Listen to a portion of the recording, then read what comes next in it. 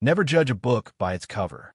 The sun rose over the marble columns of Jefferson Heights Academy, casting long golden beams across a campus built on old money and legacy. Students in tailored blazers and polished loafers moved with choreographed ease, their laughter bouncing off limestone walls. Everything about this school screamed tradition, excellence, and exclusivity. In the middle of this elite world walked Elijah Brooks. At 16, Elijah didn't wear designer labels or sport the newest gadgets. His hands bore calluses from real labor. His boots were dusty from early mornings on the land, and his quiet gaze held a depth that set him apart. He was not the child of a senator or a venture capitalist. At least, that's what everyone assumed. His classmates whispered about him, dismissed him as a scholarship kid, the son of a farmer who had somehow slipped through the cracks into a world he didn't belong to. And no one reminded him of that more than Ms. Thornton, the history teacher who wore her disdain like a tailored suit. Ms. Thornton taught with a cool precision that left no room for error. Her sharp tongue and icy blue eyes could silence a room in seconds. She believed in legacy, in the bloodline of excellence. Students like Elijah? In her view, they were anomalies, mistakes. It wasn't just that she disliked him. She actively worked to make him feel out of place. She ignored his raised hand, skimmed past his name when assigning partners, and only addressed him when there was a point to be made, usually one that left him feeling smaller than the moment before. That morning, as Elijah took his seat in the back corner of the lecture hall, he already sensed her crosshairs settling on him. Today was about the Civil War, her favorite lesson, her stage to subtly remind Elijah of where she believed he belonged. General Ulysses S. Grant led the Union to victory. She began, her voice slicing through the air. But who can explain why his 1864 strategy was so effective? Hands shot up across the room. Elijah remained still. Her gaze locked onto him. "Mr. Brooks," she said, the name dipped in sarcasm. "Why don't you enlighten us?" Snickers rippled through the class. Elijah didn't flinch. He spoke clearly, calmly. Grant shifted to total war, targeting Confederate infrastructure. By draining their resources and forcing Lee into constant engagement, he left the South unable to regroup. Silence. Ms. Thornton's fingers tightened around a piece of chalk. "Impressive," she said flatly. "Memorization suits you." Elijah met her eyes. Her words weren't a compliment. They were a dismissal. He wasn't being praised for comprehension, just for being a good parrot. She continued, "But understanding requires critical thinking. Farming, I imagine, doesn't leave much room for that." Laughter. Elijah swallowed hard. He didn't speak out of turn, but something in him stirred. "With all due respect, ma'am," he said evenly, "intelligence isn't tied to where someone comes from." The room fell quiet. Ms. Thornton blinked, her irritation barely masked. "Then perhaps you'll be willing to prove it," she said.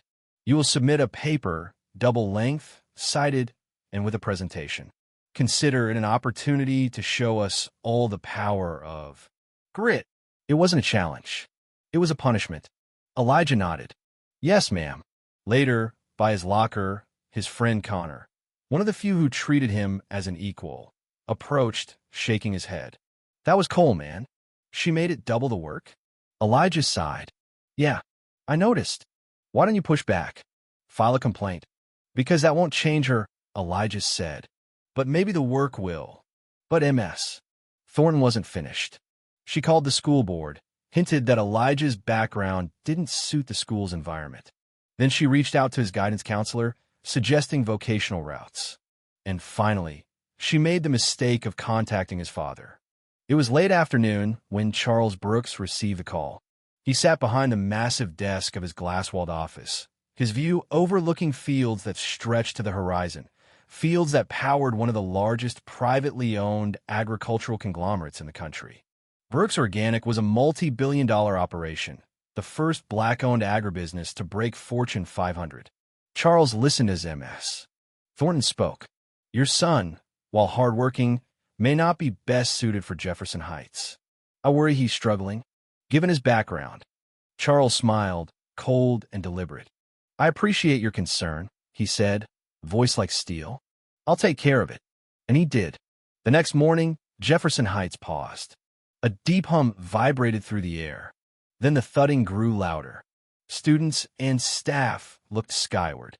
Descending onto the school's football field came a matte black helicopter. Its doors bore the gold insignia of Brooks Organic. Out stepped Charles Brooks in a tailored charcoal suit, flanked by legal counsel and private security. And behind him walked Elijah. Whispers exploded. Wait, his dad is Charles Brooks. That Brooks. I thought they were just farmers. MS. Thornton stood frozen. Charles approached the main steps with deliberate pace. Students parted like water before a ship. Mr. Brooks, MS. Thornton greeted, her voice strained. What a surprise. Charles said nothing at first. Then he pulled a folded check from his pocket, a donation bearing the Brooks Organic seal. I understand, he said slowly. My family has supported this school generously. MS. Thornton nodded. And I also understand, he continued, that some faculty question whether my son belongs here. The crowd stilled. MS. Thornton tried to recover. I assure you, you told me, Charles said, his voice like a blade. Some students are better suited for certain roles. The courtyard fell silent. Did you know, he said, stepping closer, that my wife and I learned of your behavior not from Elijah, but from others?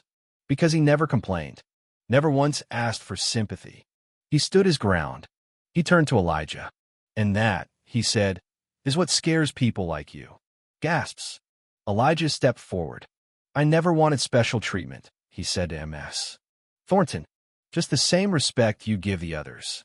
She opened her mouth, but said nothing. The principal appeared, finally speaking. Mr.